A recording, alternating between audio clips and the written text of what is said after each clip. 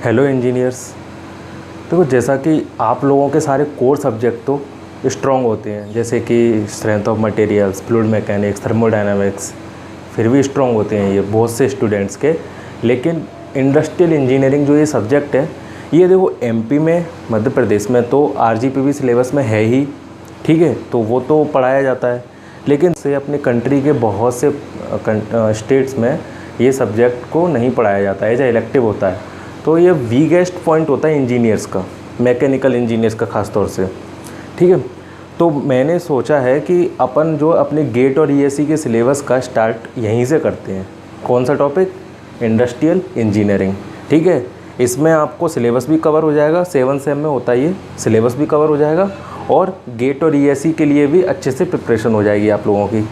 तो देखो, गेट और ईएससी में अपना जो सिलेबस है उसमें देखो क्या है। इंडस्ट्रियल इंजीनियरिंग में अपने 2 पार्ट होते हैं, ऑपरेशन रिसर्च और इंडस्ट्रियल इंजीनियरिंग एंड मैनेजमेंट। अब ये तो अपना 7 सेम का सिलेबस हो गया, ऑपरेशन रिसर्च, ठीक है। और इंडस्ट्रियल इंजीनियरिंग और मैनेजमेंट को भी इंक्लूड अगर कर लेंगे इस सिलेबस में तो ये गेट का सिलेबस हो जाएगा और ईएससी का भी, ठीक है। ऑपरेशन रिसर्च में देखो क्या क्या है, inventory control, production planning and control, part CPM, assignment and transportation, linear programming and linear balancing and queuing theory and operation scheduling. तो देखो, इसमें जो असाइनमेंट एंड ट्रांसपोर्टेशन है, ठीक है, और प्रोडक्शन प्लानिंग एंड कंट्रोल है, ये बहुत इजी टॉपिक है, ठीक है। तो अब क्या है ना, देखो स्टार्टिंग में जब हम कोई सब्जेक्ट स्टार्ट करते हैं, कोई नया सब्जेक्ट स्टार्ट करते हैं, तो स्टूडेंट्स का बहुत इंटरेस्ट होता है किसी भी सब्जेक्ट को पढ़ने में, होता है। तो इसलिए अब उनका ऑलरेडी इंटरेस्ट हाई है स्टार्टिंग में, और हम सिंपल टॉपिक स्टार्ट कर दें तो वो वैसे भी कवर कर लेंगे बाद में। तो हम ऐसा टॉपिक स्टार्ट करेंगे जिसमें थोड़ा बहुत बोर होते हैं लोग, ठीक है, लेकिन उसमें भी आप लोगों को बहुत मज़ा आने वाला है। हम स्टार्ट करेंगे ऑपरेशन शेड्यूलिंग। क्या स्टार्ट करेंगे? Operation scheduling. उसके बाद हम पढ़ेंगे क्यूइंग थ्योरी, देन हम आएंगे assignment and transportation, then inventory control, and ऐसे पार्ट सीपीएम से होते हुए जाएंगे, ठीक है। सेकंड है अपना इंडस्ट्रियल इंजीनियरिंग एंड मैनेजमेंट। इसमें देखो क्या है, plant layout and process planning, और सेकंड क्या है, कॉस्ट अकाउंटिंग एंड कंट्रोल। अभी ये दोनों के थ्योरी हैं, कुछ एक फॉर्मूले होंगे, बाकी मोस्टली इसमें थ्योरी है। तो इनको तो बच्चे आसानी से थ्योरी पढ़ के और ऑब्जेक्टिव अटेम्प्ट कर लेते हैं। जो भी हमारा न्यूमेरिकल पोर्शन है मोस्टली यही है, ठीक है। तो आज हम स्टार्ट करते हैं अपना ऑपरेशन शेड्यूलिंग से, ठीक है।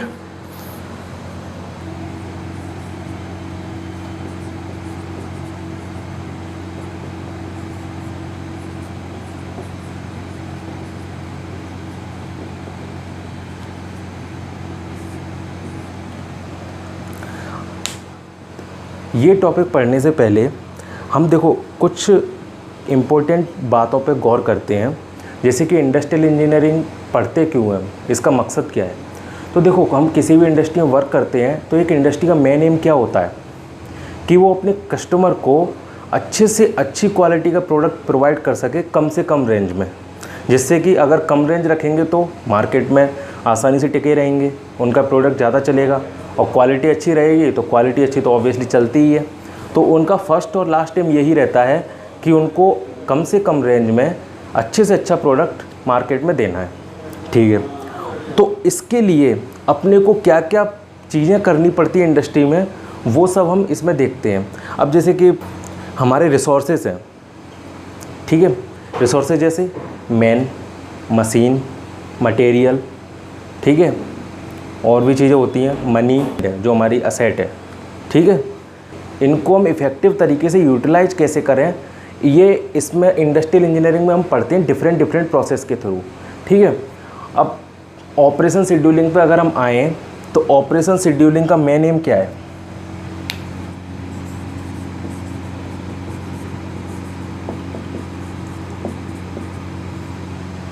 क्या मेन एम है ऑपरेशन शेड्यूलिंग का?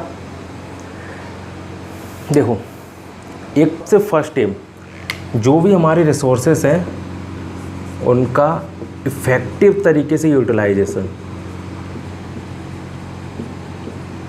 ठीक है। और second, minimum timing. Minimum timing means, बता रहा हूँ,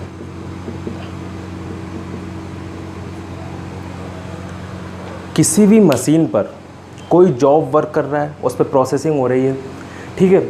अब कोई एक जॉब तो रहता नहीं है ना, कंटिन्यूस में रहते हैं, एक के बाद एक जॉब, एक के बाद एक जॉब। तो ऐसी कोई प्रोसेस अप्लाई करना कि हमारा पूरा जो वर्क होने में, पूरा जो जॉब प्रोसेसिंग चल रही है, पूरा वर्क होने में अच्छे तरीके से, एक तो क्वालिटी भी मेंटेन रहे, ठीक है, रिसोर्सेज भी अच्छे तरीके से यूटिलाइज हों और उनमें टाइम भी कम लगे। अब ऐसा ना हो कि रिसोर्सेज हम अच्छे तरीके से यूटिलाइज करने के चक्कर में टाइमिंग को भूल गए और टाइमिंग कहीं और ही जा रही है, ठीक है, और कम से कम टाइमिंग में पूरा करने के चक्कर में क्वालिटी बिगाड़ दी प्रोडक्ट की। ऐसा नहीं, ये दोनों चीज़ मेंटेन होनी चाहिए, क्वालिटी भी और ये दोनों तो हैं ही, तो इसमें इसके ये दोनों एम फुलफ़िल होने चाहिए, ठीक है। ये तो अपने एम हो गए। इसमें कुछ टर्मिनोलॉजी रहती हैं जिनको हम फाइंड करते हैं, वो क्या क्या है देखो बता रहा हूँ। फर्स्ट है जॉब फ्लो टाइम।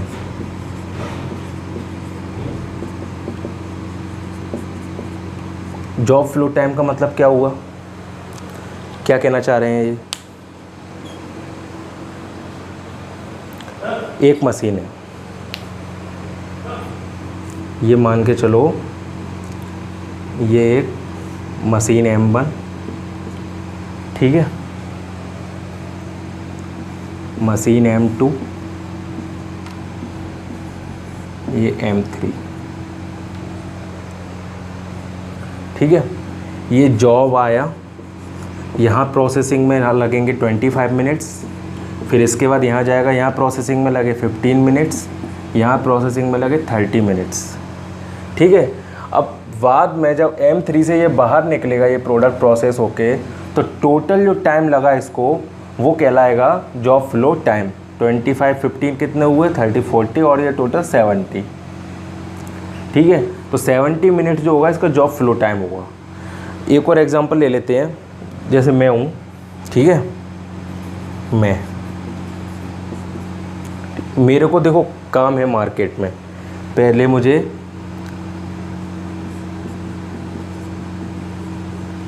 अपनी एक फ्रेंड से मिलना है, देन हेयर कट कराना है, देन राशन लेना है, एंड देन मेडिकल पर जाना है। ये मेरे को काम है, ठीक है। यहाँ मुझे कुछ एक 15 मिनट लगे, यहाँ पे 45 मिनट्स, एंड देन यहाँ राशन लेने में कितना समय लगेगा, 30 मिनट्स अप्रोक्स, यहाँ 10 मिनट्स, ठीक है। तो जब मैं ये सारे काम करके, मेरे सारे काम फिनिश हो जाएंगे मेडिकल की शॉप के बाद, तो ये मेरा जॉब फ्लो टाइम कहलाएगा कि मेरे को टोटल टाइम इतना लगा, ठीक है, समझ में आया। तो किसी भी एक जॉब की जब प्रोसेसिंग कंप्लीट हो जाती है, तो स्टार्टिंग से लेके एंड तक का जो टाइम होता है ना, वो क्या कहलाता है, जॉब फ्लो टाइम, ठीक। सेकंड टर्मिनोलॉजी क्या है, मेक स्पेंड टाइम। अब देखो इसमें क्या है, फर्स्ट वाले में तो हमने सिर्फ एक जॉब की बात की थी कि स्टार्टिंग टाइम क्या हुआ उसका प्रोसेसिंग का, और एंड टाइम क्या हुआ, किसी एक मशीन के लिए नहीं, पूरी प्रोडक्शन लाइन के लिए, ठीक है। पहली मशीन पे जब उसका काम स्टार्ट हुआ और लास्ट वाली मशीन पे जब उसका काम ख़त्म हुआ, वो पूरा का पूरा जॉब फ्लो टाइम कहलाया था। लेकिन कोई एक जॉब तो कभी रहता नहीं है, और है तो जॉब फ्लो टाइम बोल लो। लेकिन अगर हमारे मान के चलो 5 जॉब्स हैं, ठीक है, तो फर्स्ट जॉब से हमारा प्रोडक्शन स्टार्ट हुआ, फर्स्ट जॉब सारी मशीन से प्रोसेस करता हुआ कंप्लीट हुआ। अब मान के चलो जैसे फर्स्ट जॉब जब मशीन फर्स्ट पे था, तो सेकंड जॉब खाली था, उस पर कोई प्रोसेसिंग नहीं थी। जब फर्स्ट जॉब मशीन 1 से मशीन 2 पर आया, तो सेकंड जॉब मशीन 1 पर चला जाएगा। अब ऐसे ही थर्ड जॉब तब वेटिंग में रहेगा। अब फर्स्ट जॉब जब मशीन 2 से मशीन 3 पर आ जाएगा, तो सेकंड जॉब मशीन 2 पर चला जाएगा और थर्ड जॉब मशीन 1 पर आ जाएगा। तो जब पांचों जॉब की प्रोसेसिंग लास्ट मशीन तक कंप्लीट हो जाएगी ना, वो कहलाएगा मेक स्पेंड टाइम। मतलब क्या है कहने का, फर्स्ट जॉब के स्टार्टिंग टाइम से लास्ट जॉब के फिनिश टाइम तक का जो प्रोसेसिंग टाइम रहेगा ना वो कहलाएगा make spend time. First job पे प्रोसेसिंग जहाँ से स्टार्ट हुई जिस टाइम से, और फिफ्थ जॉब पे जहाँ से प्रोसेसिंग ख़त्म हुई वो क्या कहलाएगा, मेक स्पेंड टाइम। हमने 5 जॉब्स लिए, मतलब 5 ही नहीं होते हैं और भी हो सकते हैं, ठीक है। तो ये क्या हुआ, make spend time. Third term क्या है, टार्डीनेस। अब टार्डीनेस का मतलब क्या है, जैसे मान के चलो मैंने एक प्रोजेक्ट दिया किसी को, ठीक है, मैंने किसी को प्रोजेक्ट दिया कि तुमको ये प्रोजेक्ट 5 दिन में कंप्लीट करके देना है, ठीक है। अब डेट थी उस दिन, मान के चलो 2 फेब, ठीक है। 5 दिन में कंप्लीट करके देना है, मतलब कब कंप्लीट करके देना है, 7 फेब, ठीक है। लेकिन उसने लगा लिए 9 फेब, लगा लिया, तो 2 दिन का डिले कर दिया उसने वर्क में, 2 दिन का डिले कर दिया ना। तो ये 2 दिन का डिले है ना, वही टार्डीनेस कहलाएगी, वही टार्डीनेस कहलाएगी, ठीक है। अब जब 2 फरवरी को मैंने काम दिया, बोला कि 5 दिन में करके देना है, जब हम किसी काम के लिए उसको एक फिनिश लाइन दे दें, एंड डेट दे दें कि तुमको ये काम कंप्लीट करके देना है, उसको क्या बोलते हैं, अर्लीस्ट ड्यू डेट, ठीक। तो यहाँ पे अर्लीस्ट ड्यू डेट क्या थी, 5 डेज, और उसने कितने लगा लिए, 7 डेज। तो 2 क्या आया, 2 डेज क्या आई, टार्डीनेस। अब टर्मिनोलॉजी का फोर्थ एंड लास्ट टर्म जो है, average number of jobs in the system. अब देखो जो हमने 3 टर्मिनोलॉजी पढ़ी थी ना, वो भी हमको फाइंड करनी होती हैं, ठीक है, और ये भी हमको फाइंड ही करना है। क्वेश्चन में अपने को टेबल दी रहेगी, उससे मैं एग्जांपल दूंगा, बाद में बताऊंगा कैसे फाइंड करते हैं। अभी हम 4 टर्मिनोलॉजी को पढ़ लेते हैं। तो इसका तो सीधा सीधा फंडा है, एवरेज नंबर ऑफ जॉब्स अगर हमको पता करने सिस्टम में कितने हैं, तो total job flow time calculate कर लो टेबल से, और जो मेक स्पेंड टाइम के बारे में मैंने बताया था उसका डिवाइड दे दो। इससे अपना निकल आएगा क्या, average number of jobs in the system, ठीक है। अब ये हमारी चारों टर्मिनोलॉजी हो गई, ठीक है।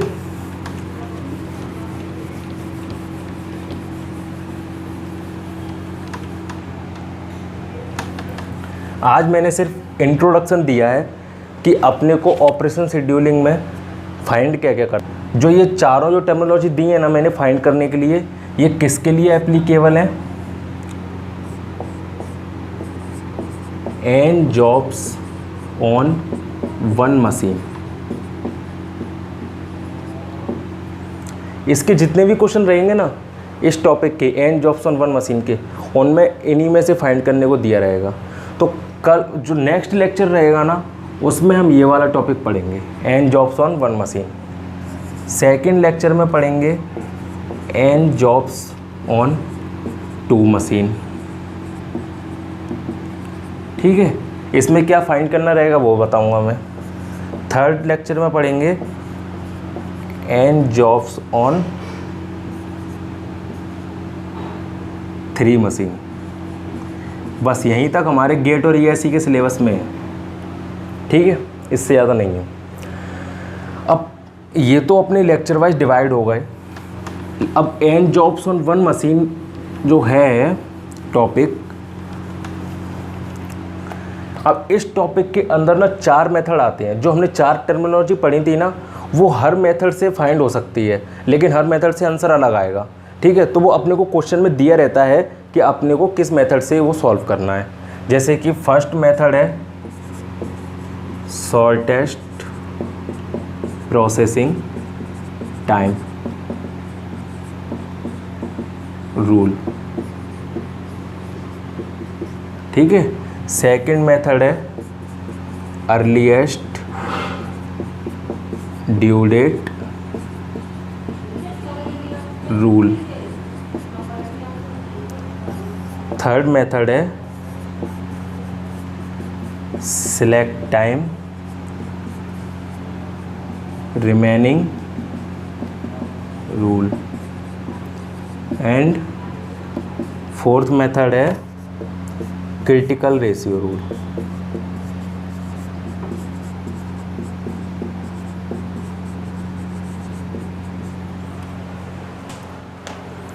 अब नेक्स्ट लेक्चर में ना हम कोई भी एक एग्जांपल लेंगे और उसको इन चारों मेथड के थ्रू सॉल्व करेंगे, और वो चारों टर्मिनोलॉजी जो हमने पढ़ी थी क्या क्या, job flow time, make spend time, tardiness and average number of jobs in the system, वो चारों हम उससे फाइंड करेंगे, ठीक है, इन चारों मेथड के थ्रू।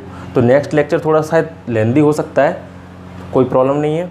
तो नेक्स्ट लेक्चर में हम क्या पढ़ेंगे, एन जॉब्स ऑन 1 मशीन, उसके बाद एन जॉब्स ऑन 2 मशीन, उसके बाद एन जॉब्स ऑन 3 मशीन। और जैसे ही मशीन बढ़ती जाएंगी इंटरेस्ट और बढ़ता जाएगा, एग्जाम्पल्स एक से एक आएंगे और आप लोगों को बहुत ही मज़ा आने वाला है आगे, ठीक है। मिलते हैं नेक्स्ट क्लास में।